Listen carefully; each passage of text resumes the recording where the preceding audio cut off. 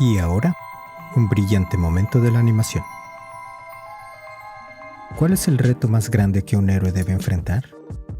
Si nos vamos por un razonamiento simple, lo primero que nos viene a la mente probablemente sea un villano o amenaza que vencer, pero tal vez la batalla más grande es interna. Y para constantes conflictos internos, no es necesario buscar mucho para encontrar al mejor candidato, el asombroso, espectacular y amigable vecino Spider-Man. Pero ¿cuál de todas sus versiones animadas encapsula mejor el tema? ¿Sus primeras iteraciones entre los 60s y 80s? ¿La icónica serie de los 90s responsable de que muchos seamos fans del trepamuros? ¿Las experimentales y locas versiones de inicios del siglo XXI? ¿O tal vez las series de la era de Disney que... lo siento, no puedo decirlo con una voz seria. No, la serie elegida para esta ocasión es la criminalmente subestimada Espectacular Spider-Man. O debería de decir... Eso es una intro. Siendo la séptima serie animada de la amenaza enmascarada favorita de todos, Espectacular Spider-Man se estrenó en el año 2008 en diferentes canales dependiendo de la ubicación. Así que por experiencia personal diré que en Cartoon Network. Con la dirección creativa de Victor Cook y Greg Weisman, siendo este último responsable de otras joyas animadas como Gárgolas y Young Justice. Sin mencionar su trabajo como escritor en más series de las que puedo mencionar en estos momentos. Espectacular Spider-Man fue casi instantáneamente amada por el público y la crítica, pero desgraciadamente ni siquiera el amor del público pudo salvarla de haber quedado justo en medio de la compra de Marvel por parte de Disney, que junto con la batalla eterna entre Marvel y Sony, causó la cancelación de la serie después de solo 2 temporadas para dar a paso a una versión que fuera más acorde a los ideales de los nuevos dueños. Irónicamente, su temprana cancelación sirvió como testimonio para la calidad de la serie.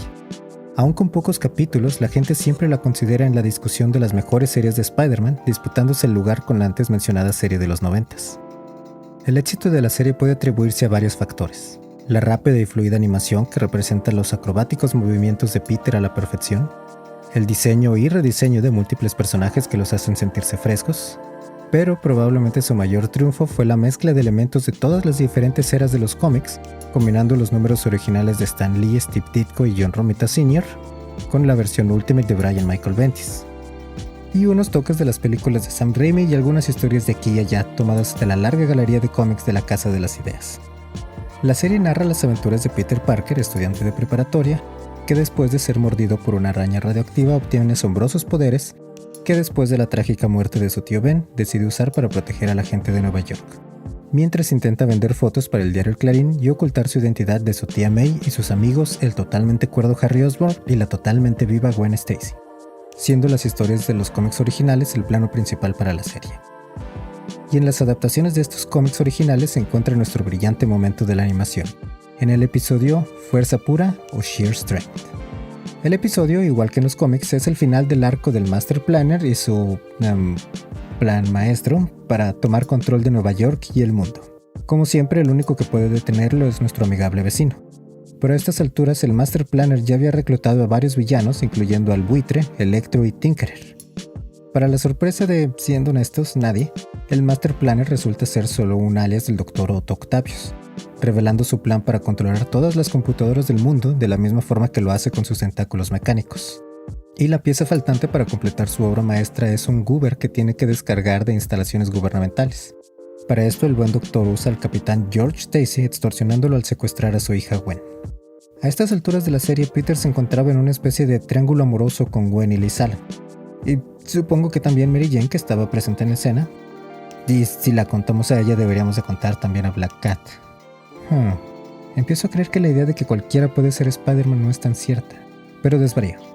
La relación de Peter y Gwen ha sido una de las subtramas principales de la serie desde el capítulo 1, y si bien Peter está más que confundido sobre qué es lo que de verdad quiere, para la audiencia es más que obvio que Gwen es su pareja ideal. Inclusive Venom lo nota antes que él.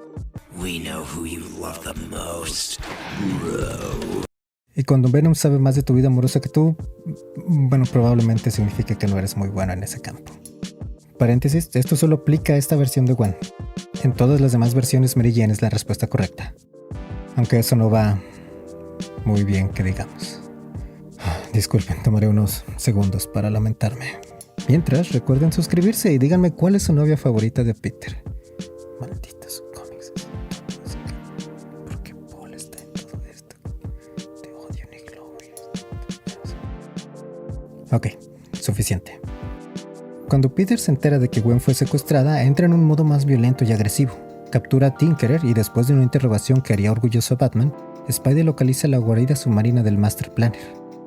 Ahí se enfrenta a Electro y eventualmente al Dr. Octopus.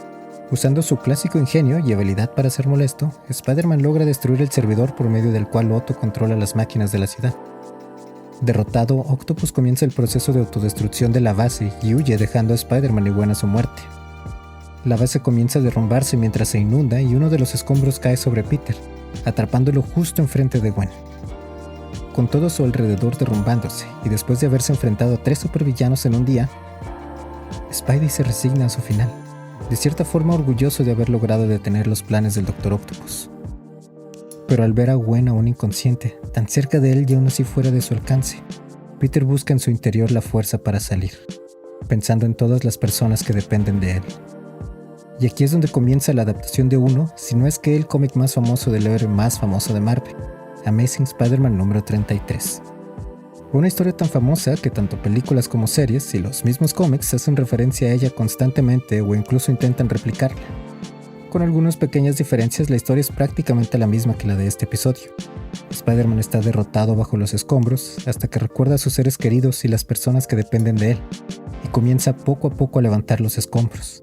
Desafiando todas las probabilidades, yendo más allá de sus límites, Spider-Man logra liberarse y rescatar a Gwen, probando que es digno del poder que se le otorgó.